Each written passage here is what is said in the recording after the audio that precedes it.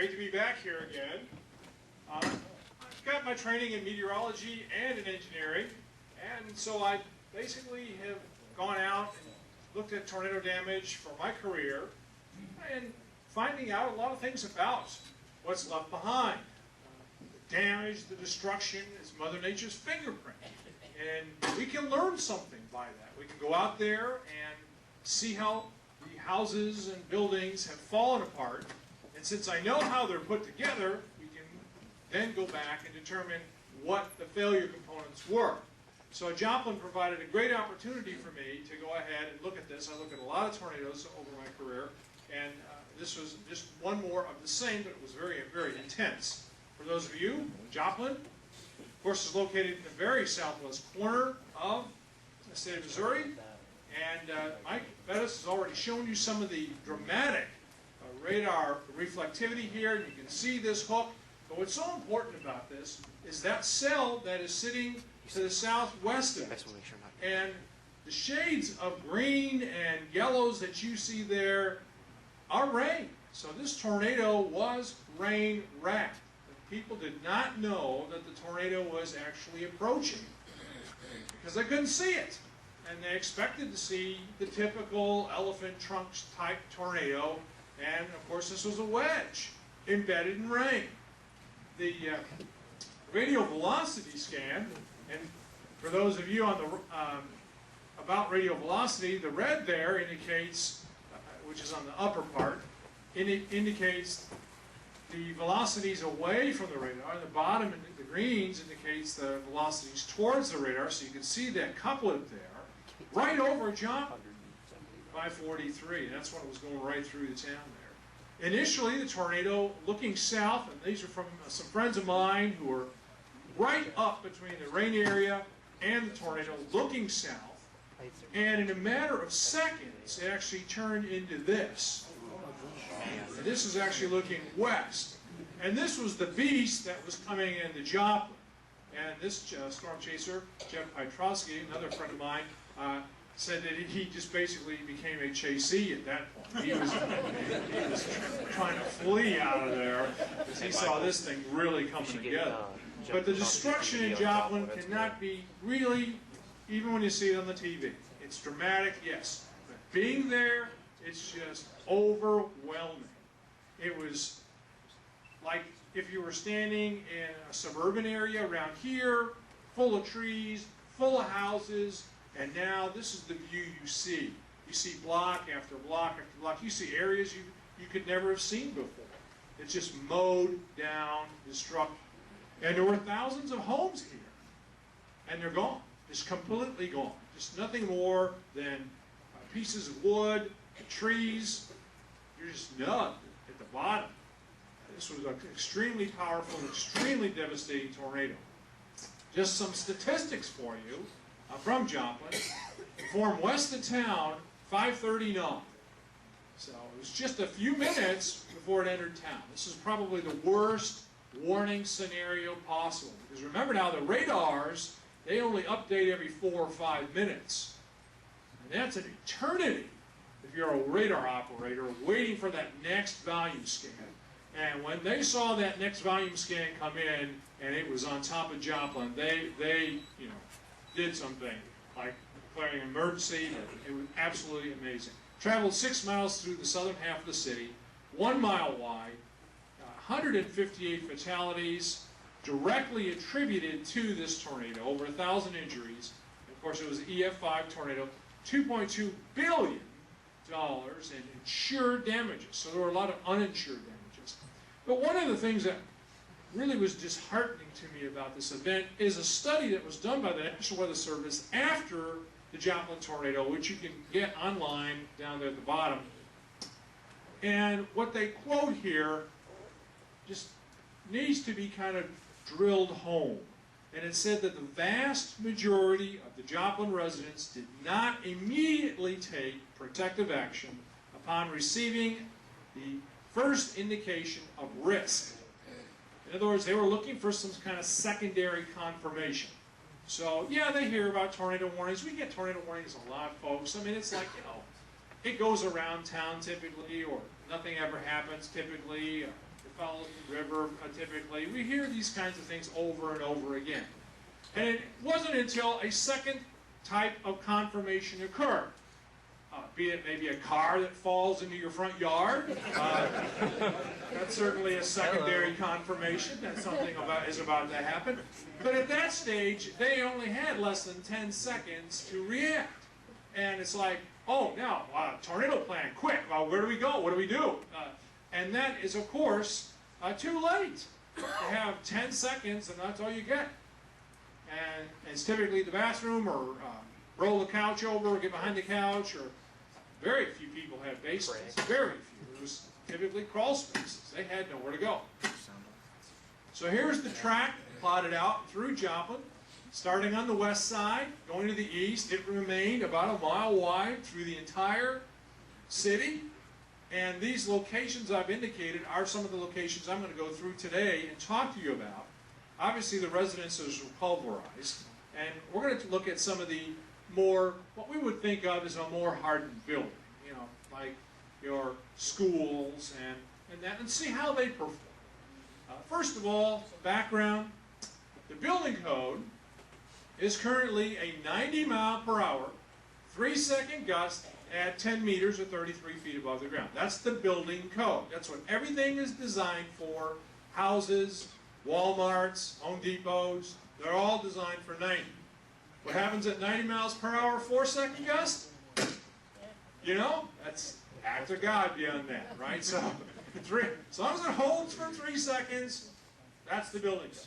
Unfortunately, the building code is a minimum. It's a minimum design. And unfortunately, that becomes a goal. Now, we've all taken exams in our life, haven't we? Sadly. Right? The night before the test, what's your goal? Is your goal to hit the minimum? Try and even study. Or would your goal be to try to get above the minimum in hopes that you would make it? All right? Well, in the building community, the goal is the minimum. And so, 9 times out of 10, they're going to fall short of that minimum, and you're going to end up with a fatal flaw, as I call it, in a building. It doesn't matter if it's a house, or a Walmart, or a Home Depot. There'll be a fatal flaw there. And Mother Nature is going to exploit that. And of course, the building code talks in terms a lot of dead load. That is, your roof basically carries that weight down through the walls and into the foundation. Well, guess what wind does? Wind reverses that load. It pulls up. It wants to push your house off the foundation. And typically, a lot of connections are not 3-way connections. They're only 1-way. They carry that weight downward. When you start pulling them up, those connections come apart. I was part of the EF scale project, which basically expands the Fujita scale into multiple types of buildings instead of just houses. And you can get this on the web. And it actually goes through various building types and the degrees of damage associated with each building type. Gives you a wind speed. And then that, in turn, gives you an EF scale. So the Enhanced Fujita scale is from my alma mater, Texas Tech University. So typically EF0 damage to a house looks like this. You got garage doors and windows that are vulnerable, some shingle damage off your roof, but by and large the house remains intact and can be rebuilt. With EF1, a piece typically of the roof comes apart, and just a piece of it, and that's where we have this. EF2 is where the roof is missing. And now the whole interior of the house is opened up to the weather and the rain. At EF3, the exterior walls are gone, and the interior walls remain. And EF4, all walls are down, and it's just a pile of debris left on the foundation. EF5, it's clean. I mean, there's no carpet, there's no commode, there's no tub, it's a gone. All right, typically, how is a 90 mile per hour house put together? Well, this is the top of where the roof meets the wall. And it's a rafter, it's toe-nailed, one nail on one side, one nail on the other side, just done in the letter X, if you will. And you have double top plates. It's doubled there, so it takes the weight of the rafters down through the wall stud. And you see the nails are straight nailed in on that top plate. But what happens if I'm going to reverse the load here and pull this up? Can you see how that comes apart? Very easily, I might add. Yes. We've done pull studies on this, and we can get this connection to fail at 100 pounds, no problem. 100 pounds pull will pull that right apart. In fact, some failures begin at 60 pounds. Now, if you put a hurricane strap on that, you can go to 1,500 pounds. Tremendous amount of resistance when you put a hurricane strap to strap all that in there. All right, how's the typical house on a slab anchored? Well, first of all, it should be anchored. That's a big if. There has to be a J-bolt in there, and there has to be enough of the thread on the end of that J-bolt to clear the bottom plate and get at least 3 turns of the nut and the washer on top of that plate. A lot of times bolts are set too deep, so they can't put a nut on there. Or nuts are just left off. And of course, this is a weak connection. We see this pulled apart because even if you bolt the house down, the weak connection now shifts to where the wall studs meet the bottom plate. Because that's a straight nail. And how easy it is to pull a nail straight up? No problem. Again, about 60 pounds will do it.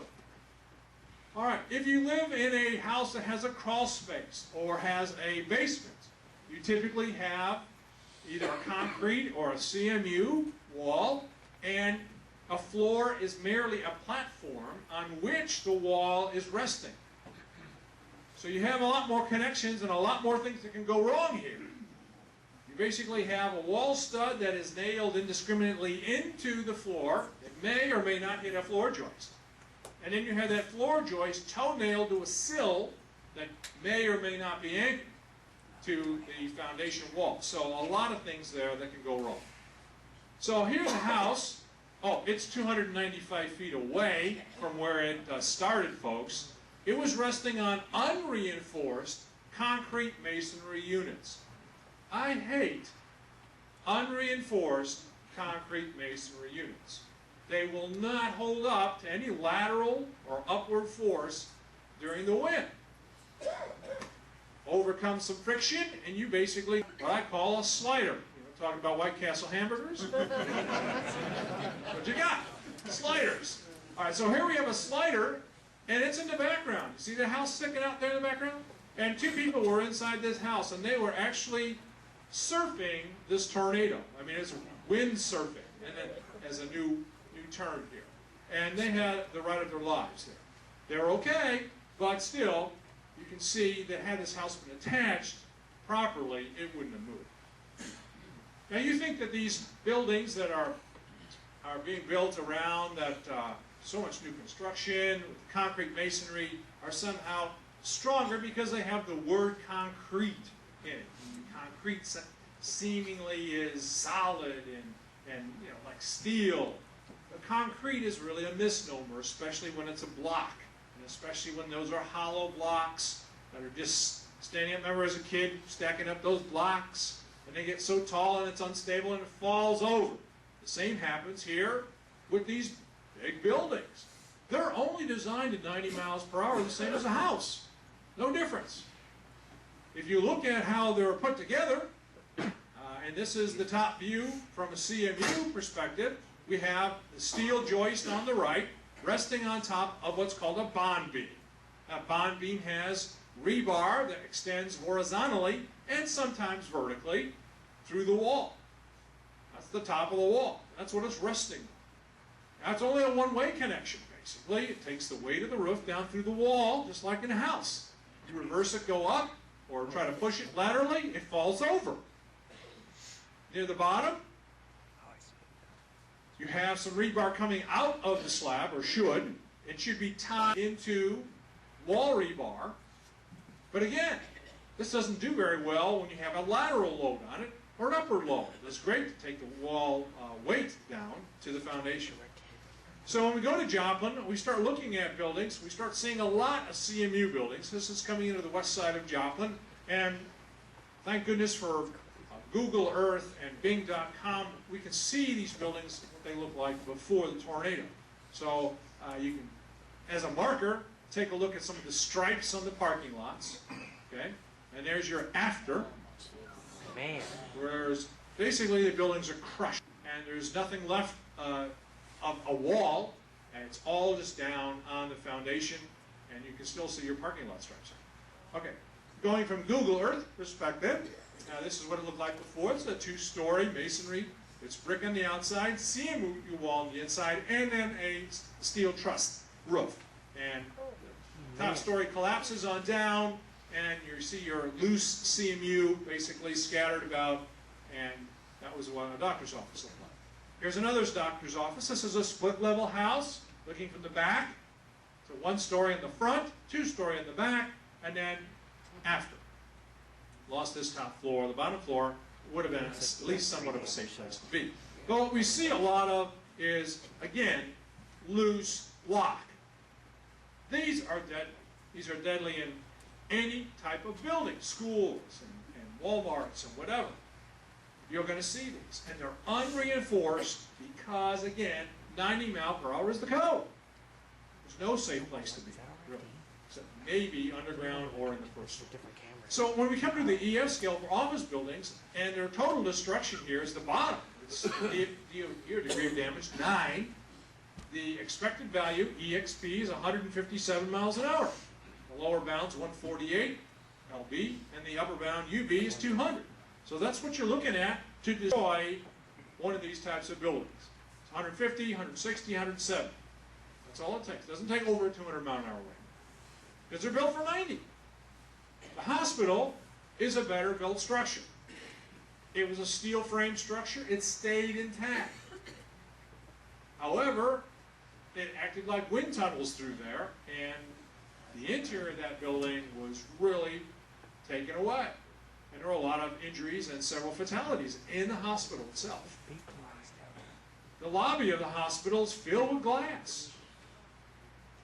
You know, it's schools and hospitals, typically you have lots of glass. Here we have lots of glass. Glass breaks. Lots of debris flying around. Opens it on up. Then you get debris coming in. And it's a wall. This section of debris in the lobby. And patient rooms were affected. They have windows. And here's a door lying on a patient bed. And several patients died.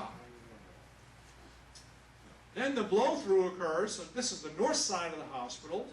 And now you can see the curtains and everything flopping out because the wind came from the south, went right through the building and out the north end. And then the parking lot. And that was their helicopter. Mike showed you a little bit. There we go. Not in good condition right now. And cars in the parking lot. Not places to be. It was like a bunch of hockey pucks being knocked around out there. In the insides. This is not a clean wind we're dealing with here. It is just laden with debris. Just battering debris. You get close enough to the tornado, you can't see the tornado. It's just a rotating fog bank of flying debris. So St. John's Hospital, well, it wasn't completely destroyed, so 210. But it had degrees of 3 through 9, so it was up to about 150 miles an hour. Now we go ahead further east and we look at St. Mary's Church. And over on your right is the sanctuary, which is 2 stories tall. And then there's a series of classrooms that extend to your left, out to the east. And here's what it looked like after.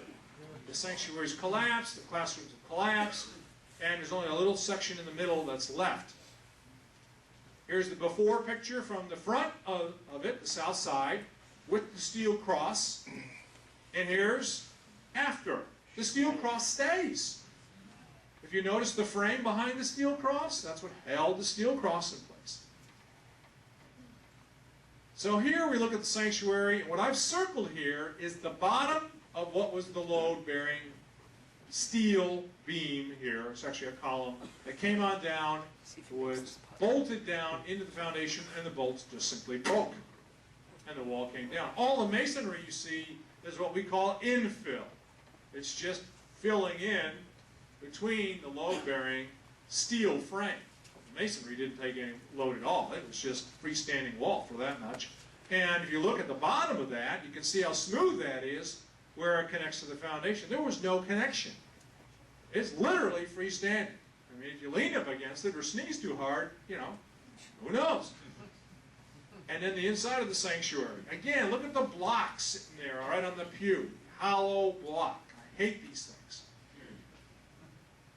The steel frame roof system was transported back westward. Now, the Joplin tornado went from west to east, went right over this church, but yet the trusses went back to the west. So they were carried by probably the inflow wind initially. And then the walls collapsed. And they're painted orange. And if you look closely at how these long trusses, some of them 40, 50 feet long, how are they attached? Well, they're attached with little hooks to the bond beam. And that's what I'm showing you in the bottom right there. Those two little J's are like J bolts, and they're embedded in concrete bond beam in a hollow wall. We look at the classrooms on the east side. You know, classrooms, lots of glass. And they have little tiny columns in between each of those arrays of glass. And what I've circled there, if you can look at it and see how smooth that is, you see any kind of rebar sticking up? No. All this was an unreinforced column. So in between here, there should be some sort of a structure here. We hope that holds up this roof. But in the case of the school, nada. It was just unreinforced. So here's what we get. We typically get, we have a hinge that forms right at the windowsill. So right along these windowsills here, you need to make sure that you get load in that hinge right there, because everything fails above it. So St. Mary's School, its EF scale, it's about DOD 10, maxes out 176 miles an hour. Let me take a bowling alley. You want to be in a bowling alley during a tornado? No. Bowling alleys, big open spaces, not very good. Here's what it looks like before, here's what it looks like after. And this is in the middle of the tornado, and you go, wait a minute. This is an EF5 tornado, and we have a bowling alley that survives in the middle of the tornado. How can that be? All these other buildings are collapsed. Well, let's take a look. And this is an old bowling alley. Back, you know, I imagine in the 30s they built this thing. The steel trusses are still there, and they're on the anchor to the walls still. Well, what's different about this than all the other buildings we saw? We'll take a look. In the bottom right, your bond beam isn't just a block. It's about 3 feet thick of a poured concrete beam. See that big, huge chunk of concrete sitting there that holds that truss? That's why those trusses stayed there. That's why the walls stayed up, except where a truck hit it. But if the truck didn't hit it, then all of the walls of that bowling alley would have stayed. And it just shows you that if you can make a very strong connection at the top where the trusses meet the wall and have good attachments all the way down to the foundation, in other words, a continuous load path, you can have a structure that survive the most intense type tornado. And the bowling alley, well, it's rated lower because it was built better. So now we continue further east, and now we get into the school district area. And I want you to take a look and see how all of these schools perform. Again, schools are built to 90 miles per hour, the same as your house. This is the Franklin Tech Center before. It's a one-story steel roof system on concrete masonry. Here's what it looks like after. Okay? Completely crushed down to the ground. Here's your Google Earth view of the front of the building, and here is it after. Completely down to the ground. So we take a look at the north wall, which is a non-load-bearing wall, and we have brick that we're seeing over some insulation board, over CMU, and then we're seeing the foundation there. Do we see any kind of vertical connections there between the foundation and the wall? Any rebar sticking out of that foundation?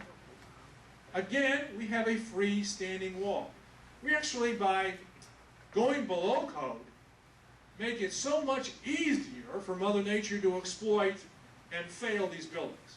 And I give the same talk to builders and show that, you know, the building inspector comes out maybe once, twice, 3 times during the construction of a building. He can't be out there every single day. He can't see that all the rebar is in the right place. You've got to be able to have proper connections to make the building stand. This is the west wall, which toppled outward, and you can see all the hollow block and the steel trusses just simply sitting on top of the classrooms. If you had kids in there, they'd all have been crushed. This is the east wall, which was the windward wall, and you can see it just broke. It's like breaking a cracker. It just broke right in half there. And if you take a look, you do see some rebar, not a lot. The roof itself had these little angles at the end of these 40, 50-foot long steel trusses. They were embedded in a bond beam, but they broke right on out. This is a bond beam laying right in the debris with the steel plate on it, and just apparently somebody just put some concrete in there, and the weld broke. So typically what a wall should look like for 90 miles per hour is this on the left. You have foundation rebar, comes right out of the slab, up about 3 courses, and it crosses into wall rebar. And the gray shades is actually a cell that is filled with grout. Grout is a very soft, slurry-like cement mixture. It's much more liquid than a mortar is. It's supposed to fill the cells. But because it's a 90-mile-per-hour design, it's not required to tie the rebar together. So these are basically 2 sticks in a bunch of grout. And what's on the right shows you in circles. On the very right circle is the foundation rebar sticking straight up. And on the left, you've got 3 circles, which is the wall rebar sticking straight out. So yeah, they just simply pull apart. They're not tied together. They're not supposed to be tied together. This code doesn't say you're supposed to require it, so it's not done. And collapsing of the Franklin Tech Center was DOD 10, 176 miles an hour, very much so. Joplin High School, before shot, looking on the east side. Joplin after, not good. Here's the aerial view of the entire high school. On the left side is all classrooms, 2 stories tall. On the right side is the gym. In the right corner is an auditorium. After. Tornado went just south as far as the core flow of the high school. So this is on the very north side. It received strong easterly winds. So the gymnasium, obviously not the place to be during a tornado. Total collapse of the gymnasium. And it just so happened this was graduation night. They had 4,000 people that were going to attend the graduation, but the high school was too small. So they moved the graduation ceremony from what was going to be the high school to the local college. Can you imagine if they had a capacity to fill this high school, there would have been 4,000 people here. And you talk about last year being a record year, it would have been the ultimate record year in terms of fatalities. So how was this 33-foot tall gymnasium wall attached? Well, it's attached with a steel frame. These are columns and 2 little bolts.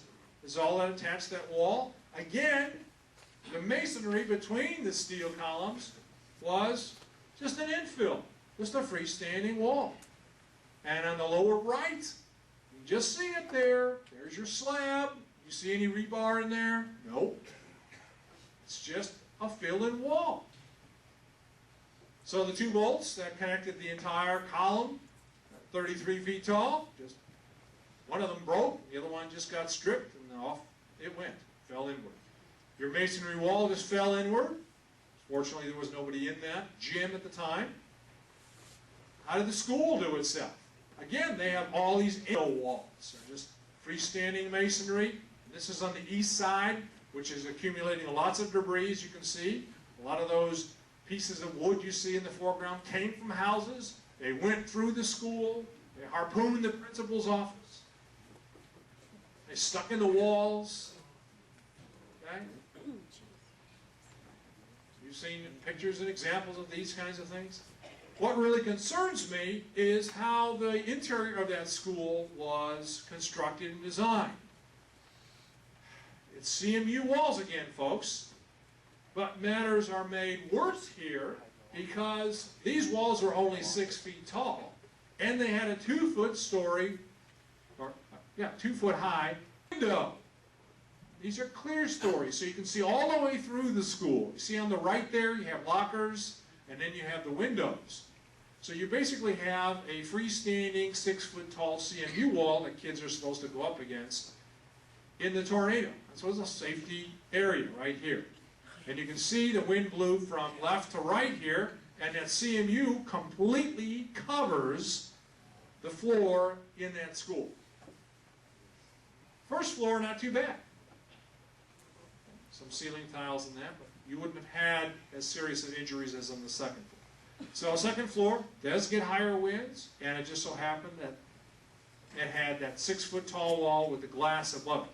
Whenever you see that, there's no attachment. You can't attach through glass. So there's no attachment at the top of that wall.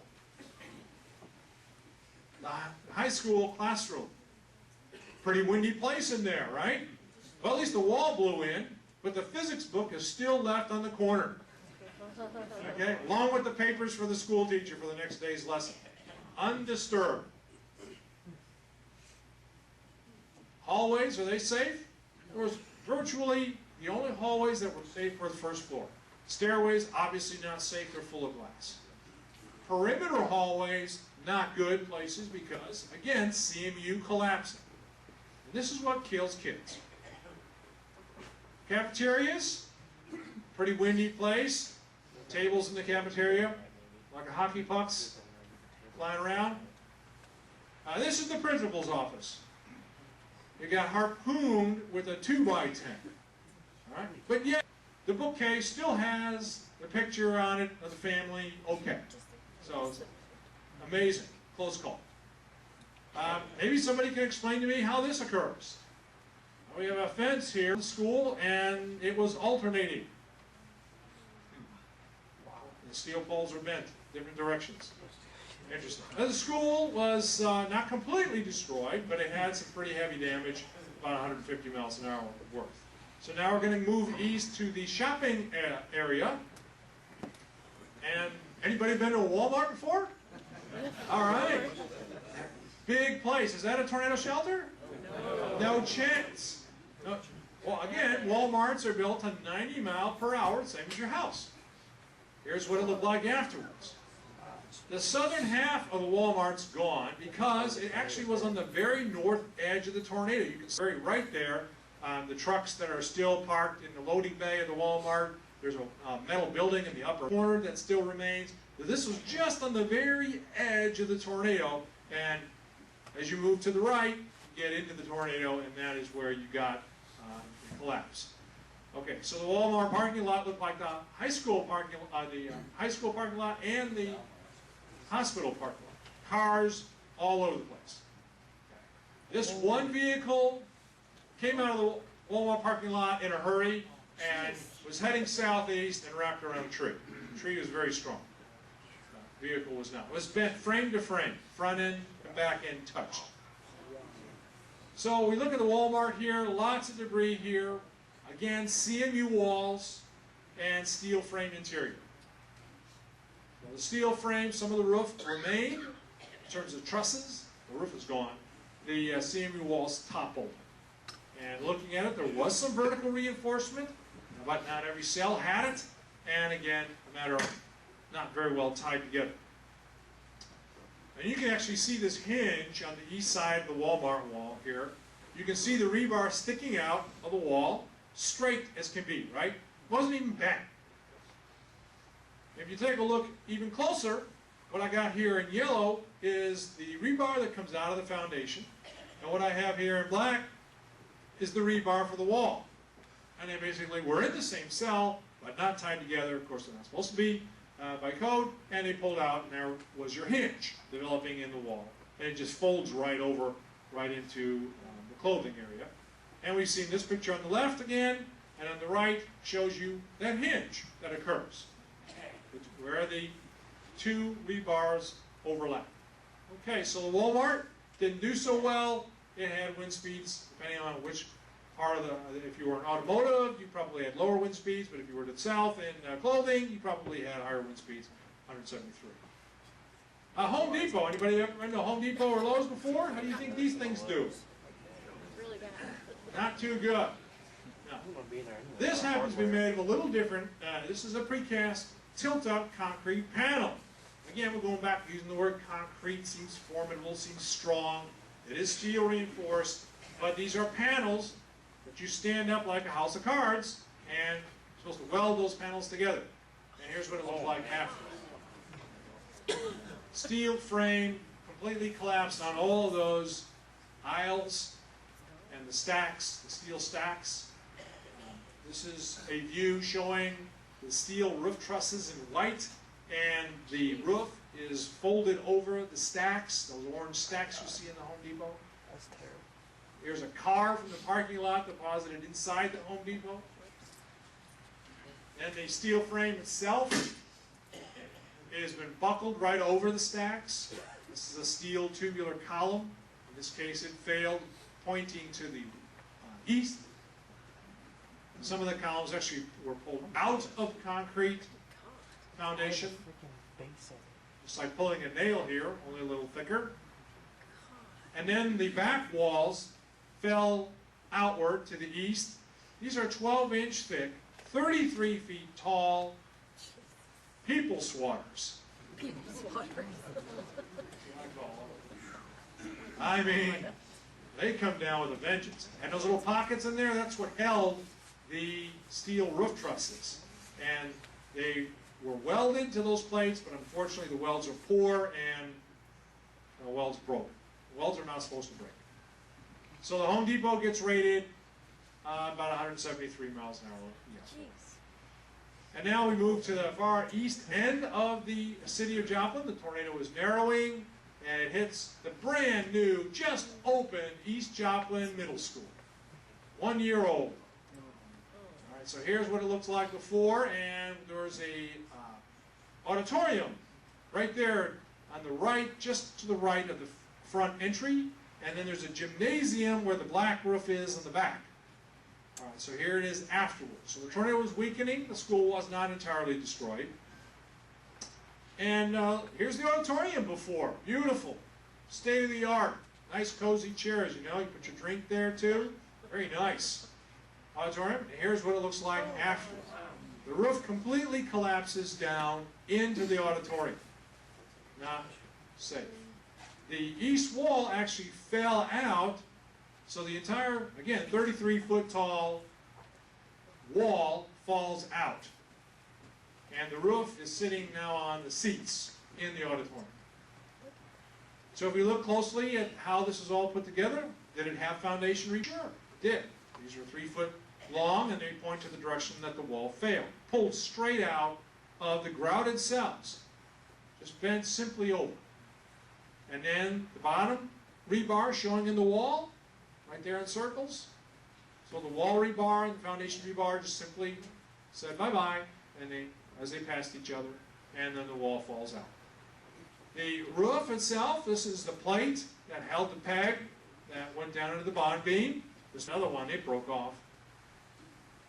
And now you're left with just a bunch of concrete masonry units, and the vertical rebar you see there is the foundation rebar, just standing straight up, not even bent.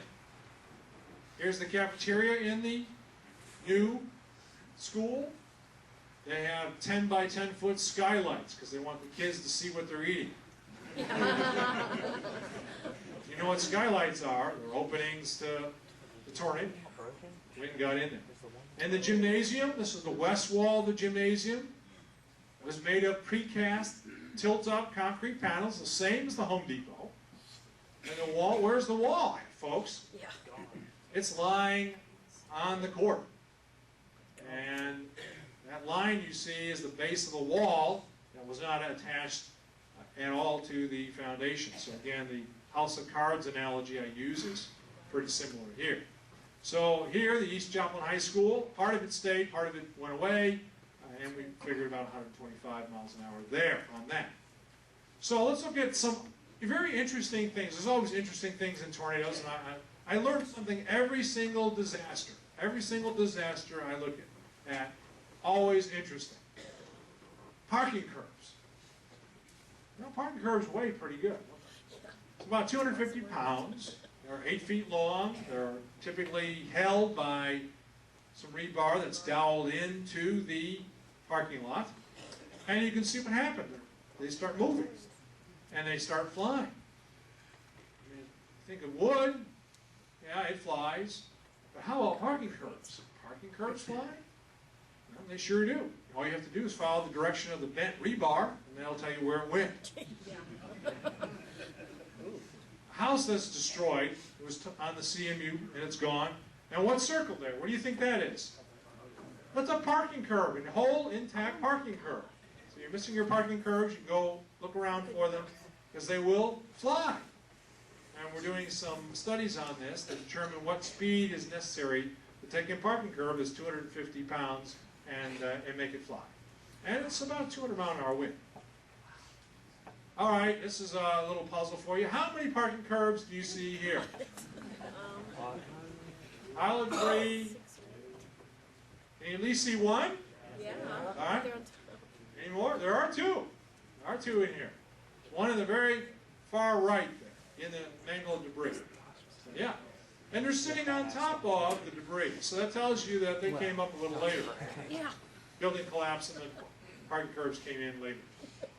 And then, you know, we're looking at how fast things are moving very down where we walk, where your shoe level is. This idea about getting down on the ground or getting in a ditch or depression or covering your head and out in the open. Forget that! Who came up with that idea? I'm not going to be out there in the open trying to be... The movie Twister, folks, is that reality or is that fantasy? Fantasy. Yeah, I get people who call me and say, hey, can I go with you? I got my leather strap with me. I can just tie it up. Yeah. You got your leather strap, huh? Well, you get these things flying around, harpooning in the curbs. What can you do to simple skin? Yeah. And then, you know, they're missing manhole covers all over the place in Joplin. And where did they go? They haven't found any of them. So I don't know. Pretty heavy. Maybe in Indiana they'll start. But one thing that's really important, and that I drive home, there were a few homeowners who had shelters, and they survived. And all the media covers the destruction. They cover the people who were picked up and tossed. They pick the people who were rolled, the injured. But very few media covered the bright part of this story, and that is there's people who walked away unscathed from an EF5 because they had a safe place to go to, as this family did here. There's nothing around them. Look, it's gone. And they survived in this shelter. And I find this more and more to be the case because more and more people are getting shelters. In Oklahoma last year, there were 40 to 50 people, households that I talked to, that survived in shelters. They had shelters there. So I cannot really emphasize enough how shelters save lives. And that's what it's all about. So it starts people talking. Should tornado shelters be in part of these big retail centers? If you go to the Walmart, if you go to a Lowe's or a Home Depot, should they have a place of safety that you can go to? Or is it just, you know, hey folks, a tornado's coming, don't go out in the parking lot and good luck in the... I mean, you know. And then, should it be mandatory that schools have shelters? I mean, is that something that should be, I mean, people are starting to think about this, at least for the short term. You know, a lot of schools now, they're getting so crowded, they're having actual modular buildings put outside, and there's no, yeah, they're in essence mobile homes, are they not? So there's not a very good place to be there. So that gives food for thought, and in a way, it's good to have tornado outbreaks because it's a reminder that this stuff happens, and it just takes time to get the ball rolling, to get shelters built, to put people in. But unfortunately, it takes usually a major disaster for shelters to get put in a building. So, in summary, wood frame buildings were obliterated. They were not safe to be in. If you had a basement or a crawl space, typically the floor just slid off because it was not anchored, and you were exposed to the elements. So unless you had a safe place in your basement or crawl space, you're basically exposed. Windborne debris is a huge factor. This idea about running around and opening up the windows in your house to alleviate the air pressure, that's folklore, people. There's so many pieces of debris in a tornado. It's going to open up those windows way before the tornado gets there. All right? And buildings with large spans, not the place to be in. And it's funny because I think about in hurricanes, they evacuate people from the coast, and where do they put them? They put them in auditoriums and gymnasiums and church sanctuaries. You know, does the building know what type of wind it is? No, it's just wind. And the building's going to react accordingly, whether it's a hurricane wind or a tornado. Most vehicles in Joplin, they remain in place. They did roll, they did tumble, but they're still not safe places. There's openings in them and lots of debris in them. Some lofting did occur. And then if you think concrete masonry is a strong building, it is not. And they failed 136, 165 is what we figured out. These CMU buildings, because they still contain the word concrete, doesn't mean that they are solid by any means. They are, and actually, death traps. I would not myself want to be in any unreinforced CMU building in any kind of a strong wind. Thank you very much for the invite, Dan. Appreciate it.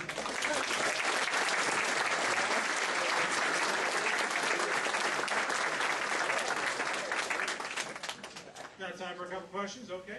Yes. I always learn